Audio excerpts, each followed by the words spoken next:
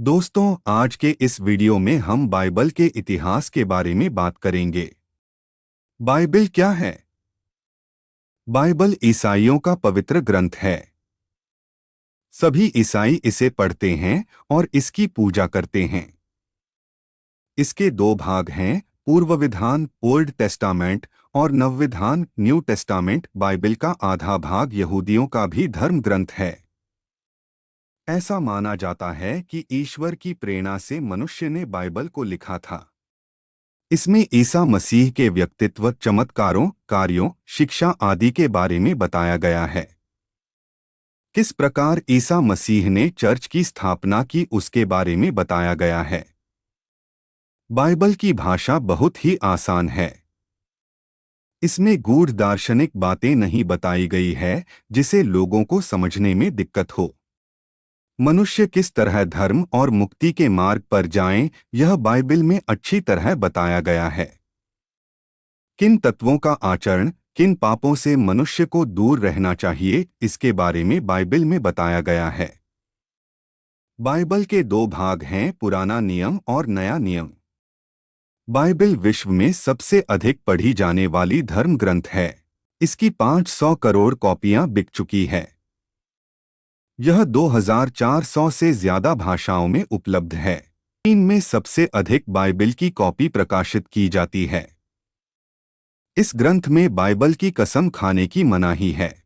इसलिए भारत देश में किसी भी न्यायालय में बाइबल की कसम नहीं खिलाई जाती है।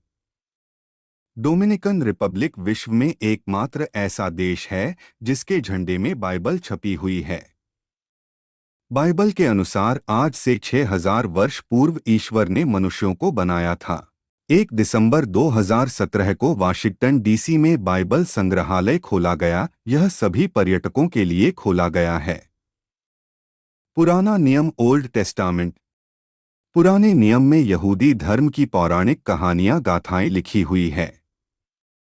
यह हिब्रू, इब्रानी और अरामी भाषा में लिखी गई है। नया नियम न्यू टेस्टामेंट। इस भाग में ईसा मसीह से जुड़ी हुई कहानियां हैं जो उनके शिष्यों ने लिखी है। ईसा मसीह की जीवनी, उनकी शिक्षा क्या है, इसके बारे में बताया गया है। कुछ अरामी और ज्यादातर हिस्सा ग्रीक भाषा में लिखा गया है। ईसा मसीह के 4 शिष्यों मत्ती, लूका, यूहन्ना और मरकुस ने उनकी जीवनी और उपदेशों के बारे में वर्णन किया है। बाइबल में कुल मिलाकर 66 भाग है। पूर्व विधान ओल्ड टेस्टामेंट में 39 भाग है और नव विधान न्यू टेस्टामेंट में 27 भाग है। यहूदी धर्म की बाइबल पुराना नियम के अंतर्गत लिखी गई है। भौगोलिक दृष्टि से बाइबल विश्व का सबसे ज्यादा पढ़ा जाने वाला धार्मिक ग्रंथ है।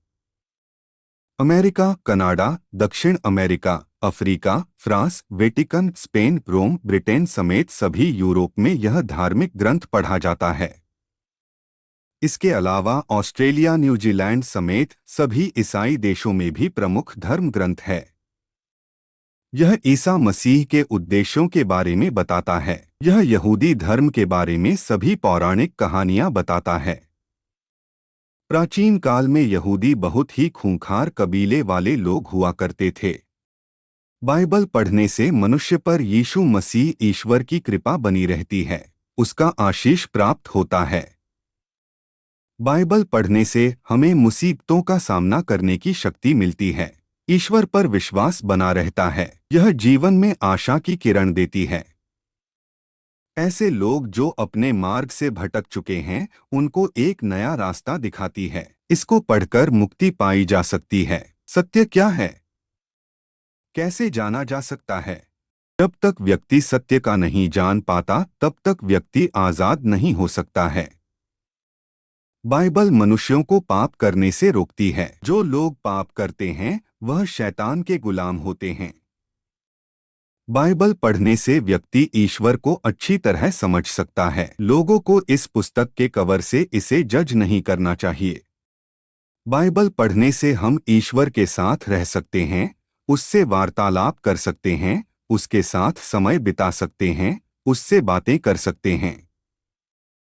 बाइबल पढ़ने से व्यक्ति अपने आप को गहराई से समझ सकता है। पादरी ऐसा कहते हैं कि यदि आप ईश्वर को जानना चाहते हैं तो आपको खुद को जानना होगा।